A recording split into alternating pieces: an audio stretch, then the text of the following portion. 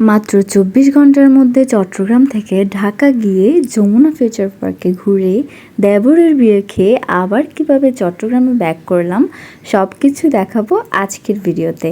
Hello guys, আসসালামু আলাইকুম।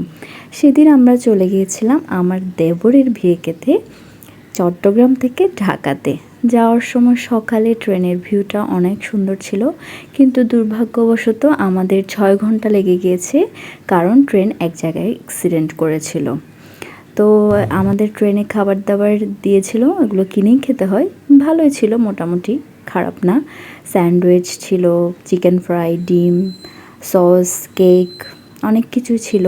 তো খেয়ে দিয়ে আমরা আস্তে আস্তে যাচ্ছিলাম, সুন্দর ভিউ দেখতে দেখতে যাচ্ছিলাম। তো আমরা পৌঁছে গেছি ৩টার দিকে আমরা পৌঁছেছি ঢাকাতে। ঢাকার রাস্তাঘাট মোটামুটি ভালোই ছিল, তবে আমাদের চট্টগ্রামের রাস্তার চেয়ে ভালো না। আমার কাছে তো আমাদের চট্টগ্রামেই সব থেকে ভালো লাগে। তো আমরা ৩টা সাড়ে ৩টা করে লাঞ্চ করে একটু যমুনা ফিউচার পার্কে গিয়েছিলাম ঘুরতে। আমার হাজব্যান্ডের অফিসেরও কিছু কাজ ছিল। যমুনা ফিউচার পার্কটা এত বড় যে হেঁটে শেষ করা যাবে না, আর ওখানে কালেকশনগুলোও এত সুন্দর, চোখে লাগার মতো সব কিছুই ছিল। আমরা কিছু টুকটাক শপিং করেছি, তবে খুব বেশি করতে পারিনি, যেহেতু আমাদের আবার ব্যাক করতে হবে। সো আমরা কিছু টুকটাক শপিং করে নিচ্ছিলাম। আর আমার কাছে অনেক ভালো লেগেছে যে এই মার্কেটটা বেশ বড়। আর এটা হচ্ছে আমার হাজব্যান্ডের শোরুম, অফিস ওর। আর ওখানে ওর কিছু কাজ ছিল, আমরা এই ফাঁকে একটু ভিডিও করে নিচ্ছিলাম, বেশ বড় ছিল। এরপর সন্ধ্যার দিকে আমরা চলে যাচ্ছিলাম বিয়ের কমিউনিটি সেন্টারের উদ্দেশ্যে। কমিউনিটি সেন্টারটা ছিল একটা নেভির কমিউনিটি সেন্টার। তো খুব সুন্দর করে সাজানো ছিল, আমার তো দেখে খুবই ভালো লাগছে। আর ওখানে ব্রাইডমেডসরা সবাই ওয়েলকাম করছিল, সুন্দর করে ফিতা কাটছিল, আর বিভিন্ন ধরনের লেখা ছিল ওদের প্ল্যাকার্ডে।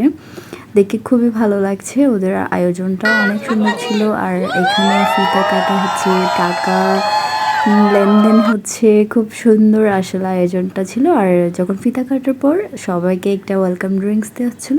আর এবার হচ্ছিল ব্রাইডের এন্ট্রি, ব্রাইডকেও খুব সুন্দর করে এন্ট্রি করালো। এখন কাবিন হবে, আমরা সবাই কাবিনের জন্য উঠে যাচ্ছিলাম স্টেজে।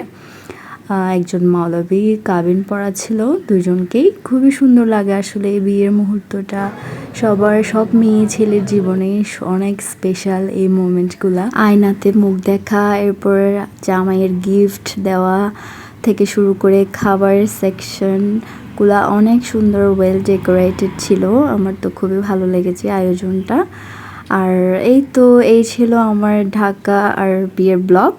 আল্লাহ হাফেজ।